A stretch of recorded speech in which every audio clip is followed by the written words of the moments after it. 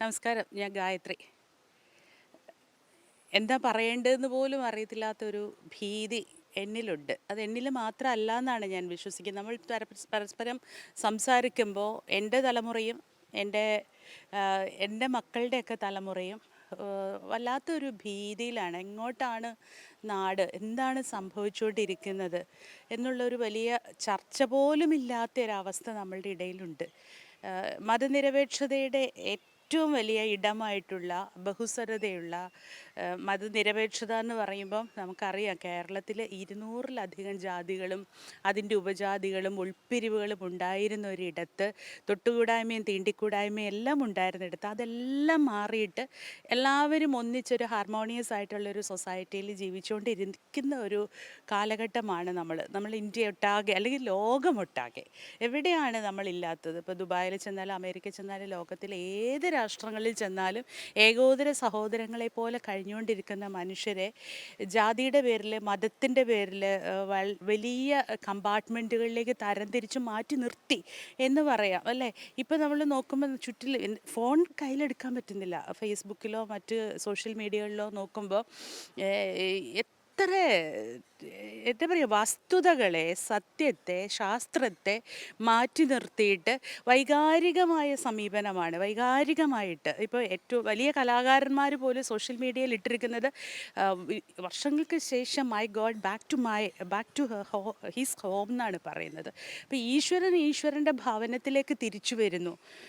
സർവ്വചരാചരങ്ങളിലും തൂണിലും തുരുമ്പിലും ഇരിക്കുന്ന ആ ഒരു ചൈതന്യത്തെ ഒരു കെട്ടിടത്തിനകത്തേക്ക് ഒളിപ്പിച്ച് വെക്കുക. എന്നിട്ട് അത് വലിയ ഒരു വിഭാഗത്തിൻ്റെ, ഒരു വർഗീയതയുടെ, അല്ലെങ്കിൽ എന്താ പറയുക, ഒരു ഒരു മതത്തിൻ്റെ മാത്രം, മതത്തിൻ്റെ എന്ന് പറയാൻ പറ്റില്ല, ജാതീയതയുടെ, സവർണ മേധാവിത്വത്തിൻ്റെ മാത്രം ഒരു പ്രതീകമായിട്ട് എല്ലാവരുടെയും ഇടയിലേക്ക് വിഘടനത്തിൻ്റെ, വിദ്വേഷത്തിൻ്റെയും ഒക്കെ വലിയ ആയുധമായിട്ട് ഈശ്വരനെ മാറ്റുന്ന, ഈശ്വരൻ എന്ന് പറയുന്ന സങ്കല്പത്തെ മാറ്റുന്ന ഇത് ഇന്ത്യയിലാണ് സംഭവിക്കുന്നത്.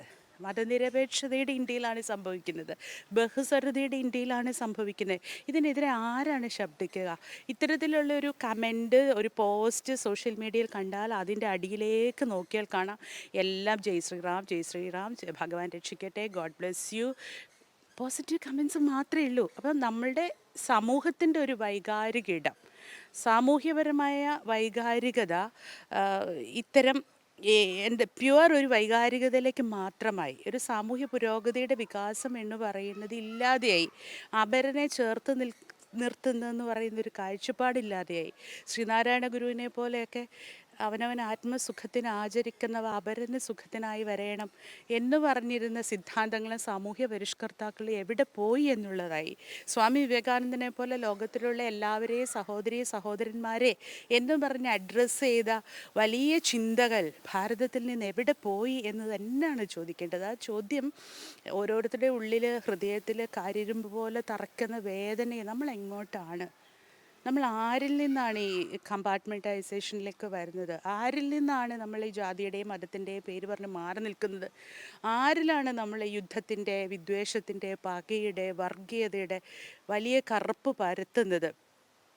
ഇത് പറയുമ്പോൾ ഇത് സ്വർഗസമാനമായ ഒരു സന്തോഷത്തിൻ്റെ, അനുഭൂതിയുടെയൊക്കെ ഇരിടമാണെന്ന് വിശ്വസിക്കാൻ പറ്റുന്നില്ല. കാരണം 2002 നമ്മളുടെ ഓർമ്മയിൽ നിൽക്കുക, ഗുജറാത്തിലുണ്ടായിരിക്കുന്ന കലാപം. ഇതേ ചിന്തകളിൽ നിന്നാണ് ഗുജറാത്തിൻ്റെ കലാപം പൊട്ടിപ്പുറപ്പെടുന്നത്.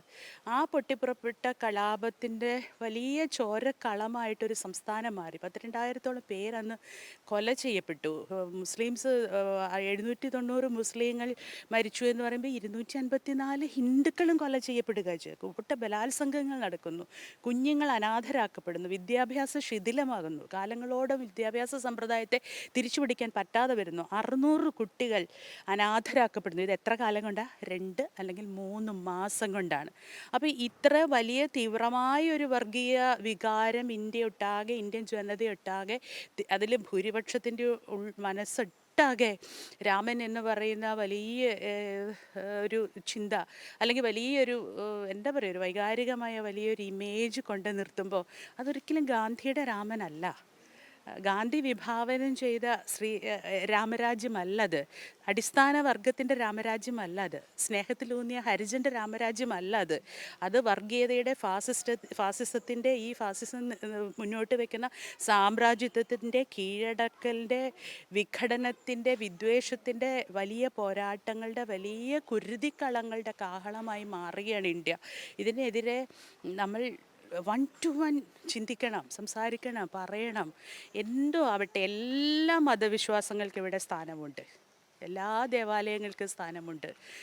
എവിടെ പള്ളി, ബാബറി മസ്ജിദ് എവിടെ? ഇതേ സമയം സുപ്രീം കോടതിയുടെ വിധി ഒരാളുടെ മാത്രം ആരാധനാലയം കെട്ടാൻ പാടില്ല എന്ന് പറഞ്ഞിട്ടാണ് ഗുജറാത്തിൽ നശിപ്പിക്കപ്പെട്ട പള്ളി നിഷേധിച്ചത്. കോടതി വിധി ഉണ്ടായിട്ടും അത് നിഷേധിച്ചത്. ഇത് സുപ്രീം കോടതി വിധി രാമക്ഷേത്രം പണിയുന്നതോടൊപ്പം 5 ഏക്കർ സ്ഥലം അവിടെ എടുത്തിട്ടിരിക്കുന്നു. ആ സ്ഥലത്ത് ബാബറി മസ്ജിദും പുനർനിർമ്മിക്കണം എന്നുണ്ട്. അതെവിടെ? അതിന് പൈസ ഇല്ല അല്ലേ? അതിന് പണമില്ല എന്നാണ് പറയുന്നത്. അതിന് വേണ്ടുന്ന സാങ്ഷനുകൾ കിട്ടുന്നില്ല എന്നാണ് പറയുന്നത്. ഒരു കൃഷിയിടമാണ് അതിന് വേണ്ടി അലോക്കേറ്റ് ചെയ്തിരിക്കുന്നത്. പക്ഷേ ഇവിടെ 800 കോടി ബഡ്ജറ്റ് ചെയ്ത് 1800 കോടി മുടക്കി 31,000 കോടി ഇതിൻ്റെ പരിസ്ഥിതി വികസനങ്ങൾക്ക് വേണ്ടി ഒരു സംസ്ഥാനം മുടക്കി ഇത്രയും വലിയൊരു രാമക്ഷേത്രം പണിയുമ്പോൾ ഹിന്ദുക്കൾക്ക് വേണ്ടിയിട്ട് ഇങ്ങനെ വികാരം തൊടുത്തുവിട്ടുകൊണ്ട് വികാരത്തെ ഏതെല്ലാം രീതിയിൽ പ്രകോപിതമാക്കാമോ അങ്ങനെ ഒരു മതരാഷ്ട്ര അല്ലെങ്കിൽ ഒരു മതചിന്ത കെട്ടിറക്കി വിടുമ്പോൾ മറുവശത്ത് നശിപ്പിക്കപ്പെട്ട ഒരു പള്ളി, അതും സുപ്രീം കോടതി വിധിയാണ്. ഇതാണ് മതനിരപേക്ഷത ഇന്ത്യയുടെ. ഇതിനെതിരെ നമ്മളുടെ ഉള്ളിലൊരു വേദനയില്ലേ?